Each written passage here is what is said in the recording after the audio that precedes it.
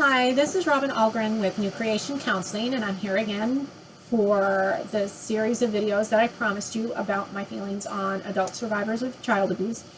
And this is the second in the series.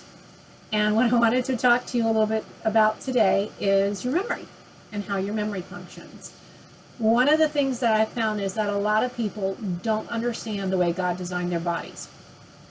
And if you don't understand how God designs your body, sometimes you have unrealistic expectations of yourself. You don't understand why you're acting the way you're acting, why you're struggling the way you're struggling, and it can lead you to be pretty judgmental and harsh about yourself. So hoping to understand your body, learning to understand your body is part of, in my opinion, the healing process, because you can accept things better. When you know that this is the way God designed you and this is why this is happening, you can take a step back and look at it, and it helps you to heal. It helps you to appreciate where you are. So, a little bit about memory. The first thing that I'd say about memory is that it doesn't function the way most people think it does. It doesn't function like a video camera. It's not something that you can go back all the time and look at and you're going to see the same thing. Sometimes when we go and revisit memories several times, they change. You don't purposely change the memory, but it's something about going back and thinking about it again. You tend to embellish or forget about certain aspects of it, add certain aspects to it. So memory is not a stagnant tape of what happened in your life. It can be very fluid, and so it's difficult for us to accept that and understand that we may not be seeing things as they really were. That's one part of memory. The other part of memory is that it pretty much functions on a bell curve. What we remember and what we don't remember is related to the amount of emotional baggage that's attached to it. What I mean by that is, if you don't have any attachment to something you're told, as far as any emotional involvement, you're not likely to remember it. The example I often use with my clients is, if you have a coworker by the name of Susie, and Susie's going to a party, and she tells you about this, that she's going to a party on Friday night, and she's talking about what she's going to wear or who she's going to go with. If it's not something where you're emotionally attached to it, if it's a party and you don't know the other person, you're not really interested, maybe you don't like Susie, whatever it is, if it's something where you're not emotionally involved in it, chances are Friday's going to come and go. It's going to be Monday, and you're not going to remember that Susie went to a party on Friday night.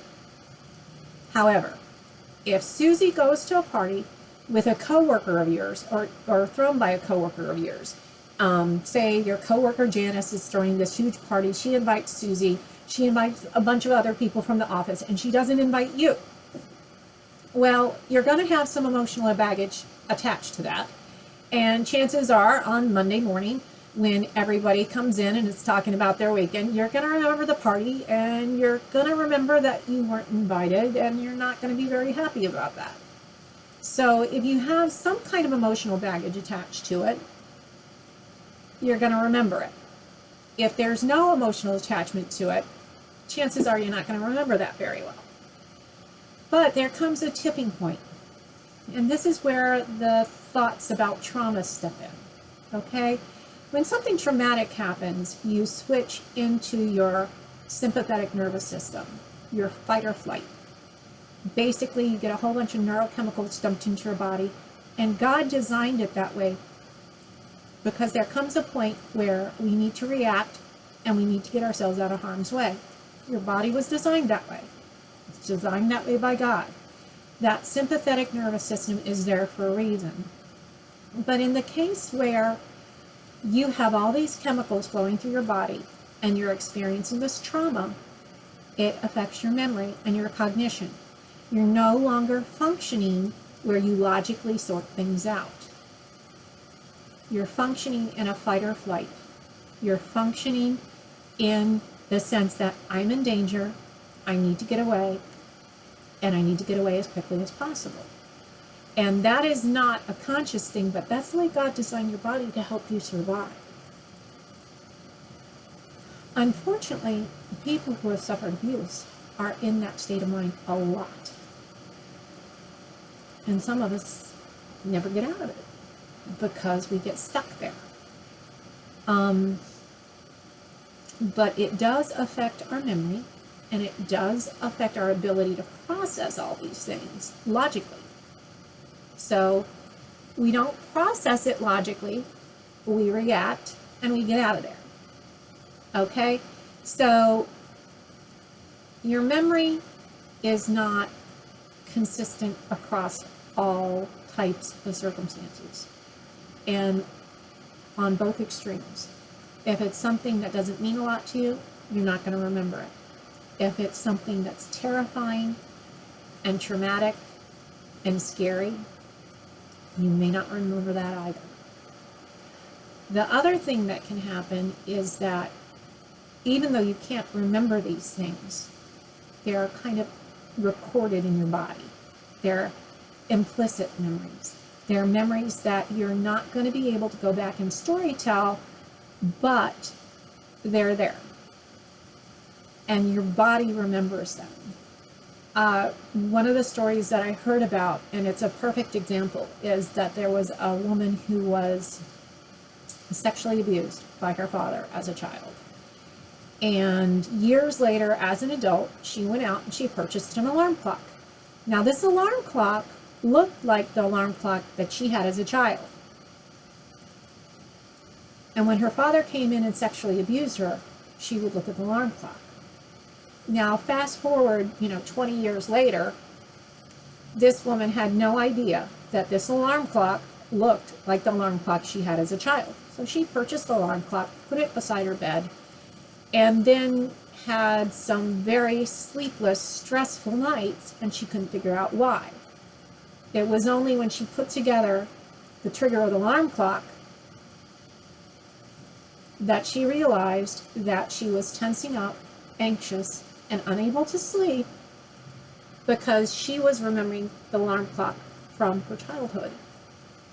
And a lot of times what happens to us is when we have these traumatic events in our childhood, in our past, we have a trigger here, a trigger there, and we don't really put together what it is that's causing this anxiety that's in us.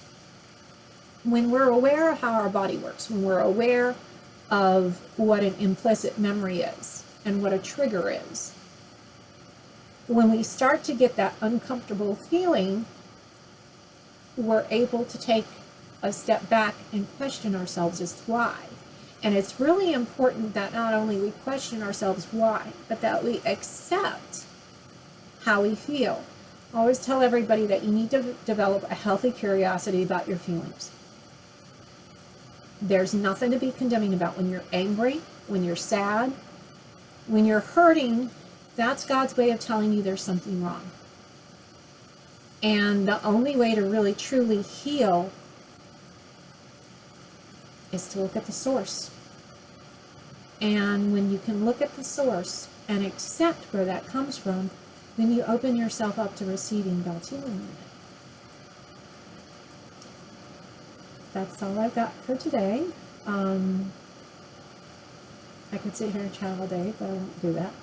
I will be back in a week with another video. The topic is probably going to be hot system dominant families, but my plans sometimes get changed. But I will talk to you a little bit about that next Monday. And if you have any questions, if you would like to contact me, you can do so through my email on my website, or you can give me a call. I'd love to have you come in for a visit.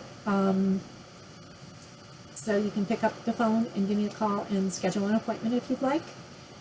And I look forward to seeing you all again next Monday. Have a very wonderful week and a great day. Enjoy.